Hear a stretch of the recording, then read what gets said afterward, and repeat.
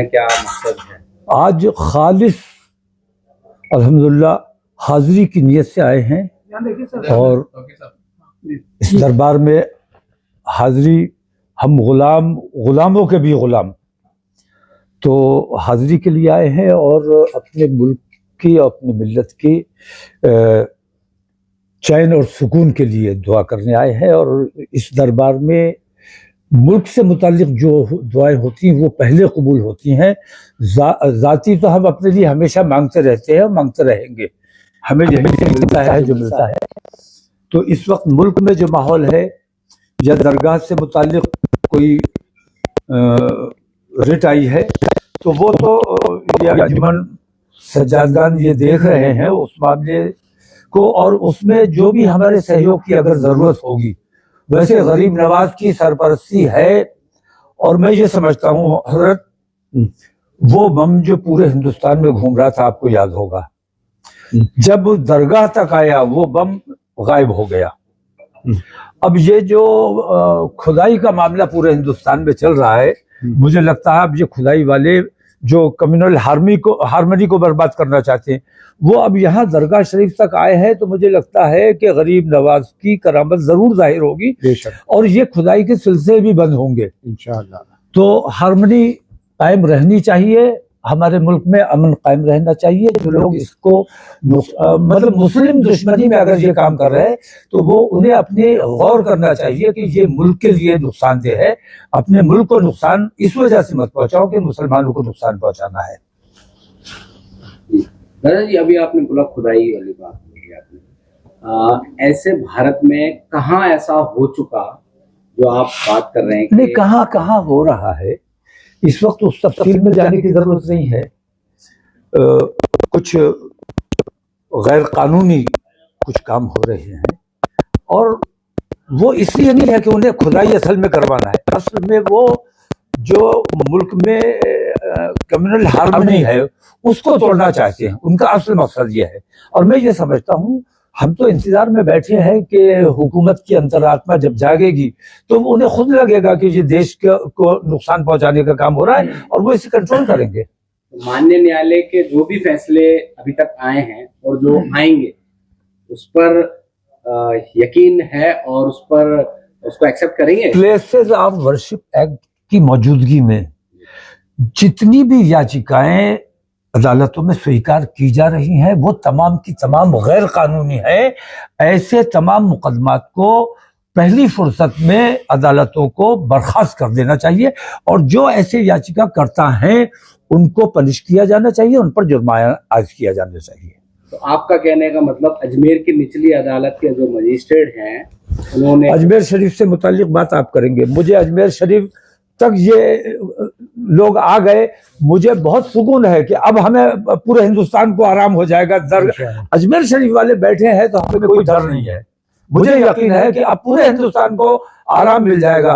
अब गरीब नवाज तक बात आ गई है, अब गरीब नवाज खुद देखेंगे और मैं समझता हूँ कि हिंदुस्तान में जो माहौल बिगाड़ा जा रहा है वो खुद ब खुद ठीक होगा। संभल वाली घटना पर आप संभल में जो हुआ है दुनिया के सामने है और जो बेईमानी हुई है, जो हत्याएं की गई हैं और वहां जो पाबंदी लगाई गई है वहां जाने पर, वो इसीलिए लगाई गई है ताकि वहां जो इन्होंने बेईमानियां की हैं उनको किसी तरह से मेकअप कर पाएं। और अब एक खोका मिल गया है कि मेड इन अमेरिका है या क्या है, पाकिस्तान से भी कनेक्शन जो तुम भाई कहीं से भी कनेक्शन जोड़ दो। हम सच्चे हिंदुस्तानी थे और हैं और रहेंगे। हम अपने मुल्क के मफाद में सोचते हैं और अपने तमाम हिंदुस्तानियों को अपना भाई समझते हैं। तो हमारा कनेक्शन कहीं से नहीं है। हमारे जो बच्चे कत्ल किए गए हैं वो पुलिस ने संभल को आग में झोंकने के लिए पुलिस ने जानबूझ के उनका कत्ल किया है। वो तमाम बच्चे हमारे शहीद हैं और उनको इंसाफ मिलना चाहिए। वहां की उचित स्तरीय जांच होनी चाहिए और जांच तब तक मैं समझता हूं कि ईमानदार नहीं हो सकती जब तक वहां के अधिकारी वहां से नहीं हटाए जाएंगे। अधिकारियों का तबादला वहां से करके नए अधिकारी होंगे तो जांच का कोई मतलब है। अच्छा दादा जी, अभी आपने कहा वहां पर जिनकी डेथ हुई उनको शहीद कहा आपने, इसी बयान को लेकर आपको जाने से रोक भी दिया था? नहीं, इस बयान को नहीं, मुझे नहीं, वहां किसी को भी जाने की, क्योंकि पुलिस ने जो बेईमानियां की हैं वो तमाम चीजें छुपाने के लिए उन्हें टाइम चाहिए। तो 10 तक अभी वहां पाबंदी लगाई हुई है, और जिनके गोलियां लगी हैं, छर्रे लगे हैं, या जो कुछ भी लगा है, उन तमाम से उनके बयानात बदलवाने की कोशिश की जा रही, दबाव बनाया जा रहा है, और कितने लोगों पर दबाव बना लिया गया, लेकिन अक्सरियत जो है वो अपने बयान पर कायम है। ठीक है, चलिए, बहुत शुक्रिया। अच्छा, और जो डेथ हुई उनके परिजन और उनके लिए कुछ मांग रख रहे हो आप उत्तर प्रदेश को? उनके लिए हम उत्तर प्रदेश सरकार से कुछ नहीं चाहते, हम केंद्र सरकार से कुछ नहीं चाहते। हम जिस लायक हैं उन लोगों की जो मदद हो सकती है वो की जाएगी, उनको कहीं तकलीफ नहीं होने दी जाएगी। और उनके मुकदमात में भी, अगर मैंने देखा है जिनके हजरत गोली लगी हुई है वो ही मुल्जिम भी हैं, मुजरिम भी हैं, उनको अरेस्ट भी किया हुआ है। ये 75 साल से हो रहे हैं और 10 साल से तो हम ही मारे जा रहे हैं और हम ही मुजरिम हैं, इससे भयानक कोई झूठ नहीं हो सकता। तो ऐसे झूठ हिंदुस्तान में अगर बोले जा रहे हैं तो ये हिंदुस्तान के लिए अच्छा नहीं है। हमारा मुल्क अमन व अमान का मुल्क है, और हिंदू मुस्लिम एकता, तमाम मजहब के लोग यहाँ गुलदस्ते की तरह रहते हैं। इस गुलदस्ते को जो लोग बर्बाद करने की कोशिश कर रहे हैं, असल में वो हमारे देश के दुश्मन है। उन देश के दुश्मनों की तरफ आप लोगों को भी खास तवज्जो देनी चाहिए। आपको नहीं लगता प्रधानमंत्री नरेंद्र मोदी को कुछ बयान वगैरह देने चाहिए? इतना बड़ा इवेंट हो रहा है, जो भी कार्रवाई हो रही है भारत, अजमेर और अलग अलग राज्यों में। नहीं, वो जब मणिपुर पे कुछ नहीं बोले तो इन तमाम चीजों पर क्या बोलेंगे? फिरका परस्ती फैलनी चाहिए, और अंग्रेजों वाली पॉलिसी के बांटो और राज करो, उसी पॉलिसी पर आज की हुकूमत काम कर रही है। और ये मैं समझता हूँ हमारे देश के लिए बहुत घातक है। वो इस बात को महसूस नहीं, मुझे यकीन है कि इनकी अंतरात्मा जरूर जागेगी, अगर मरी नहीं है। ख्वाजा गरीब नवाज की जियारत की है, क्या मांगा है आपने ख्वाजा साहब? मैंने अपने मुल्क में अमन व अमान मांगा है, और इन बेईमानियों का पर्दाफाश हो। मुझे यकीन है कि गरीब नवाज की तरफ से कोई करामत ऐसी जरूर जाहिर होगी, ये हमारा अकीदा है। और हिंदुस्तान के तमाम मुसलमानों की सबसे बड़ी अगर कोई सरपरस्ती है तो वो हुजूर गरीब नवाज की सरपरस्ती है। इसी सरपरस्ती में हिंदुस्तान के मुसलमान रहते हैं। चादर आती है हमारे, हाँ, नहीं, जब पीएम की चादर आती है, और कोई भी पीएम हो, आज नरेंद्र मोदी है, उनकी भी आती है, तो जहां पीएम की चादर आती है वहां आप अगर कुछ तलाश करने की कोशिश कर रहे हैं तो ये खराब बात है। मैं एक बात कहता हूं कि देश को खोदने में देश की तरक्की नहीं है। देश की तरक्की देश में विकास करने के लिए देश को बनाने का काम होना चाहिए, खोदने का काम नहीं होना चाहिए। और जो खोदने का काम कर रहा है वो अगर अपने आप को देश प्रेमी कहता है या हिंदू प्रेमी कहता है, वो अपने साथ ही धोखा कर रहा है। बहुत बहुत शुक्रिया आपका। हजरत फरमाएंगे। बातें करूंगा जो गश्त कर रही है कि चंदन एक बिचारवत के घर से आता था। तो भाई ऐसा है, चंदन कहीं से भी आए, लेकिन उन्होंने यही बयान दिया, ऑडियो सुना, और हुजूर गरीब नवाज के मजार पे पेश होता था। फूल पुष्कर से आते हैं, ठीक है, इस अयोध्या प्रसाद जी की दुकान से आता है, तीनों हिंदू जगह है। कपड़े हिंदू टेक्सटाइल मिल से आते हैं जिसकी चादर बनती है। तो क्या हिंदू जगहों से कोई चीज आने से क्या वो हिंदू जगह हो जाती है? इतनी स्टूपिड बात है। अब आ जाओ आर्किटेक्चर पे।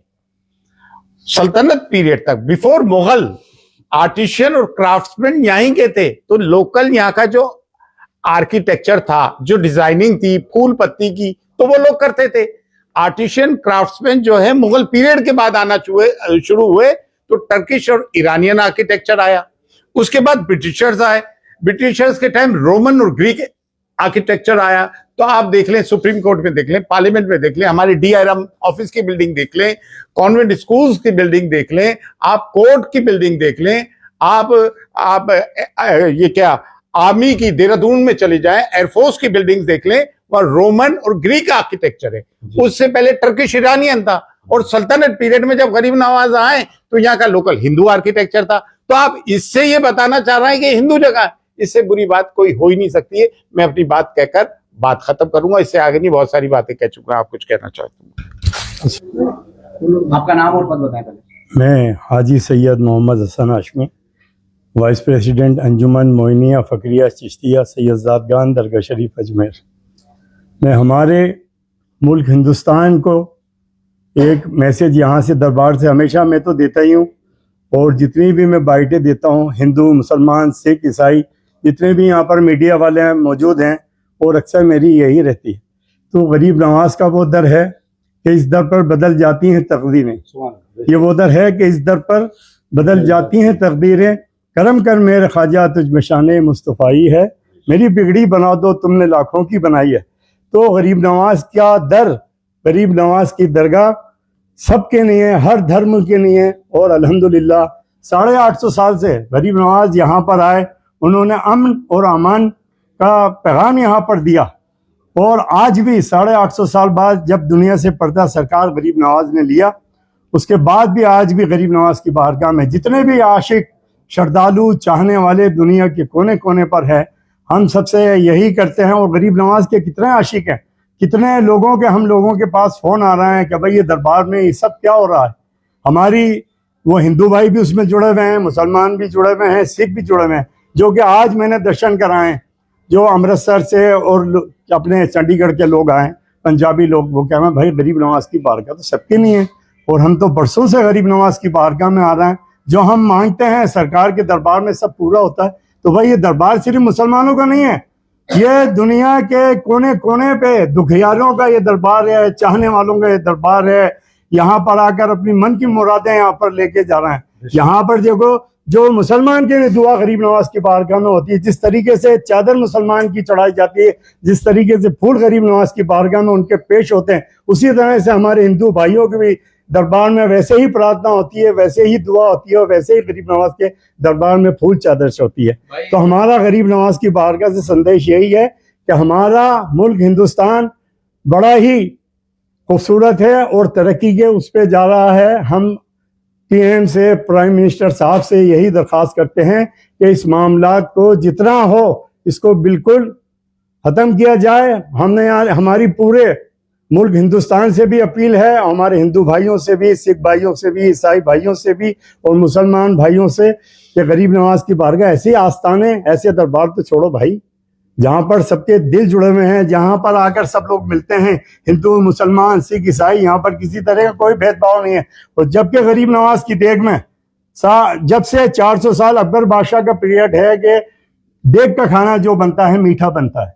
क्यों बनता है? सबको देखते हुए कि यहाँ पर कोई प्रसाद से किसी धर्म के लोग यहाँ से मायूस और महरूम नहीं होके जाए उस तबरुकात से, उस प्रसाद से। गरीब नवाज की जो छठी होती है हर महीने की 6 तारीख में, उर्स के अंदर टोटल बताशे, मिश्री और इलायची दाने और मिठाई वगैरह होती है। तो आप ये देखो तो सही कि यहाँ पर कितना लोगों का उनके बारे में भी सोचा जाता है, जो वेज और नॉन वेज में परहेज रखते हैं। और गरीब नवाज के दरबार में 2 टाइम लंगर बंटता है, सुबह और शाम, वो भी टोटल वेज होता है। जब से पिटीशन लगी है सोशल मीडिया पे, पुरानी वीडियो वायरल हो रही है, उस पर आपका क्या कहना है कि यहाँ ये हो गया, यहाँ गया? तो देखो ऐसा है कि कई तो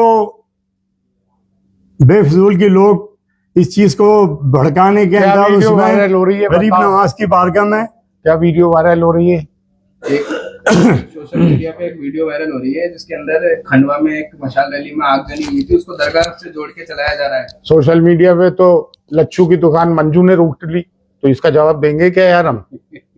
मंजू की बात संजू से मत करो। हाँ, और बस किबरिया साहब आजाद कुछ बोले। अल्हम्दुलिल्लाह, ख्वाजा नायबुल नबी अता रसूल सुल्तान गरीब नवाज 850 साल पहले मुल्क हिंदुस्तान में अमन, शांति, प्यार, मोहब्बत का पैगाम लेकर आए। जो पैगाम उनको जनाब मोहम्मद सल्लल्लाहु अलैहि वसल्लम दिया, वही पैगाम लाकर आपने हिंदुस्तान हम लोग तक पहुँचाया। उसके सबसे जीती जागती मिसाल आज भी मिलती है कि हर धर्म, हर तबका, हर फिक्र, चाहे हिंदू, मुसलमान, सिख, ईसाई, सब बारगाह गरीब नवाज में हाजिर होते और अपनी अकीदत को पेश करते हैं। ये नहीं बड़े बड़े शहंशाहों, बड़े बादशाहों ने, बड़े हिंदू राजाओं ने, नवाबों ने, बल्कि अंग्रेजों ने भी यहाँ पर हाजिरी की और यहाँ पर अपनी हाजिरी दर्ज कराई। हमारा मुल्क हिंदुस्तान कौमी यकजहती का दुनिया के अंदर एक मुल्क है जो यहाँ कौमी यकजहती देखने को मिलती है, सिर्फ और सिर्फ हिंदुस्तान है। अल्लाह ताला ने हिंदुस्तान को कहते हैं India not as a country, India like a small world. ये जो अपनी दुनिया है, ये मोहब्बत के, प्यार मोहब्बत की दुनिया। यहाँ इतने मजहब के मानने वाले एक साथ रहते और एक दूसरे मजहब का, धर्म का एहतराम करते। आज 60 साल से ये मरकज बना है रहेगा और इंशाल्लाह क़यामत तक रहेगा। यहाँ गरीब नवाज की करामात हर रोज जाहिर होती रहती है। ये आज का वक्त निकल जाएगा, किसी उठाए गिरे ना ऐसा कोई बयान दे दिया तो गरीब नवाज शान पर कोई असर नहीं पड़ता। क्यों कि यहाँ तो राजा और महाराजा ने, बल्कि हिंदुस्तान, आज़ाद हिंदुस्तान के प्राइम मिनिस्टर है, प्रेसिडेंट है, मोस्टली यहाँ पर सबने हाजिरी दी है और आज भी सब गरीब नवाज का एहतराम दिल जान से करते हैं। ये मरकज कभी खत्म हुआ है, ना होगा इंशाल्लाह। यहाँ से जो कुछ मिलता है हमें, ये गरीब नवाज कहता है, गरीब नवाज का करम है, वो सबको नवाजते। किसी कहा ना बारूद फिरदौस ज़मीन है तो अमीन है तो अमीन है। हम तो कहते हैं हिंदुस्तान जन्नत का एक टुकड़ा है। हम लोगों को अगर हमारे मुल्क की जन्नत निशानी की बात की जाती है, हम अपने मुल्क को जान से ज्यादा अजीज करते हैं और कौमी हारमोनी को हम इसको प्रैक्टिस में 800 साल से लेके आ रहे हैं। जो है ना हमको सबक दिया था उस पर आज हम भी गामजन हैं और अपने प्यार मोहब्बत के पैगाम को जहाँ तक हमारी ताकत है हम उसको पहुँचाते रहते हैं, पहुँचाएंगे इंशाअल्लाह। हिंदुस्तान में एक अफरा तफरी फैली हुई है दुनिया में कि उर्स का क्या होगा। उर्स में सब अमनो अमान है भाई, डिस्ट्रिक्ट एडमिनिस्ट्रेशन, हम खुदा में ख्वाजा, ज़ायरीन ख्वाजा, तमाम मिलके पुलिस एडमिनिस्ट्रेशन उर्स को अच्छी तरह मनाएंगे। पिछले साल भी ऐसा था। यहाँ कुछ नहीं है, बल्कि ज्यादा से ज्यादा तादाद में आके शो करिए, एक सॉलिडारिटी शो करिए कि हम ख्वाजा के दीवाने थे, हैं और रहेंगे और हर हालात में रहेंगे। यहाँ कुछ भी नहीं है, अमनो अमान है, सब रूमर्स है। तशरीफ लाइए। उर्स कब से स्टार्ट हुआ? उर्स जो है 28 दिसंबर से हो रहा है, लेकिन पहली यकम रजब इंशाल्लाह 2 जनवरी से रहेगी। तो आप लोग तशरीफ लाइए और हुजूर गरीब नवाज के फ्यूज़ व बरकत हासिल कीजिए। सैयद ज़ादगान खुदा में ख्वाजा के लिए पूरे हिंदुस्तान की तमाम दरगाहें गरीब नवाज के गुलाम है। तमाम हिंदुस्तान की दरगाहें नहीं बल्कि पूरी दुनिया में जो अकीदत रखने वाले पूरी दुनिया के लोग इस वक्त गरीब नवाज की तरफ देख रहे हैं और पूरी दुनिया की तमाम दरगाहें अजमेर और तमाम मसालिक अजमेर शरीफ के साथ हैं। और जिन लोगों ने बदनीयती से दरगाह शरीफ की तरफ देखा है उनसे मैं इतना कहना चाहूंगा कि हर जगह मंदिर तलाश करना है अगर तो समुद्र मंथन हुआ था, आपको याद होगा। तो दरगाह हाजी अली पे भी जाना चाहिए जो समंदर के बीच में है, वहां खुदाई करवाए, समुद्र मंथन के कोई निशान वहां मिल जाए और नीलकंठ की वहां पे भी कोई जाहिर हो जाए।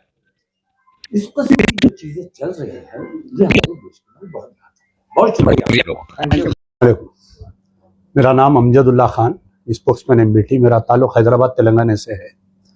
जैसे ही दरगाह हजरत गरीब नवाज के जो न्यूज़ आई कि किसी शख्स ने एक रेड डालकर सनसनी पैदा करने की कोशिश की गई, तो मेरा भी ख़ानदान से सिलसिला यहाँ पर मेरे दादी जान और मेरे वालिद ज़ियारतों के लिए आते थे और मैं भी बचपन से यहाँ पर आता हूँ ज़ियारतों के लिए। उसी बेचैनी को देखते हुए मैं फौरी अजमेर दरगाह आया और आने के बाद में सैयद सरवर चिश्ती साहब सेक्रेटरी अंजुमन सैयद ज़ादगान से मुलाकात हुई और फिर कल इत्तला मिली कि मौलाना तौक़ीर रज़ा खान साहब बरेलवी भी यहाँ पर आ रहे हैं, तो एक दिन मेरा भी एक्सटेंड किया। तो यहाँ पर आने जो सोशल मीडिया पे जो अफवाहें फैलाई जा रही है दरगाह के ताल्लुक़ से, यहाँ पर आके देखने के बाद में ऐसा कोई वाक़या नहीं है। सब सुकून में हिंदू मुस्लिम सब ज़ायरीन आ रहे हैं, यहाँ पर ज़ियारत कर रहे हैं। और मुझे कई कॉल्स, क्योंकि यहाँ पर साउथ से ज़्यादा ज़ायरीन आते हैं, ख़ास तौर पर तेलंगाना से, आंध्र प्रदेश से, कर्नाटका से।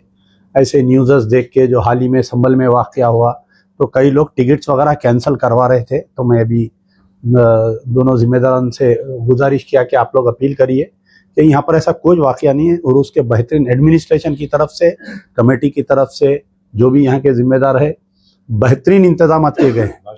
और ये वाक़या जैसा हज़रत ने फरमाया कि ये बम पूरे दुनिया में, हिंदुस्तान में फिर रहा था, यहाँ आने के बाद में वो बम की सूरत ही नहीं रही।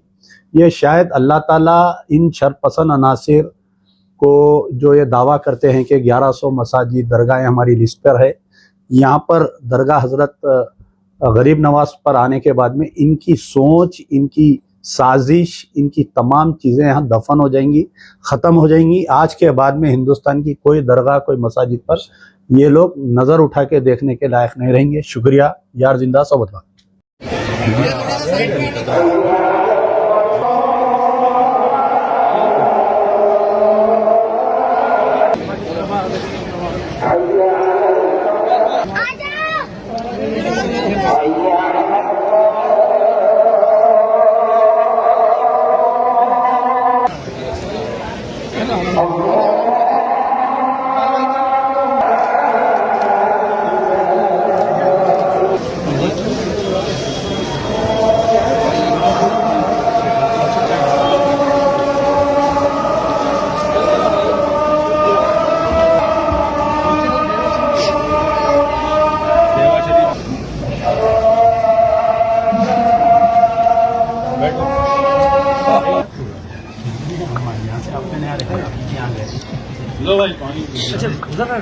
साहिल आईडी लगा दो तो एक्सक्लूसिव कर साहिल है वो छेड़ दो।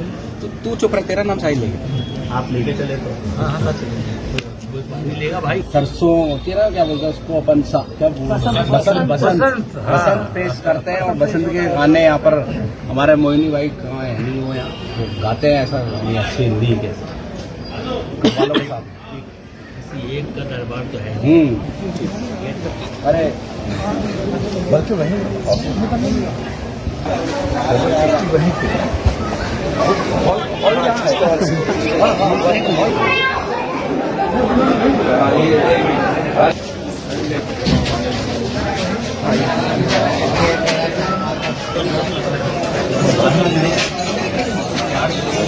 चप्पल जाना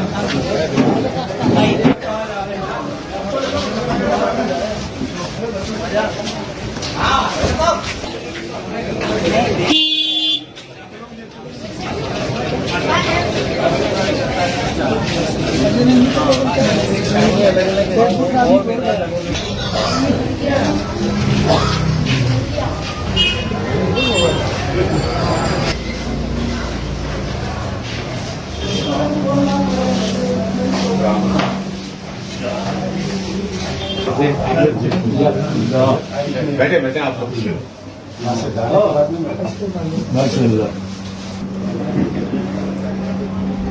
एक मिनट यार, और ये नकल फरामीन है सारी चीजें नजर किए थे मुगल बादशाह ने उधर से मंगवाए हमने आर्कियोलॉजी से। हाँ, उसके अलावा फिर हमने उधर से नगर निगम से मंगवाया कि हमारे को इसमें क्या है तो हम वो करेंगे। पहले हार्ड प्राइवेट काम करते थे, और वही मालिक क्या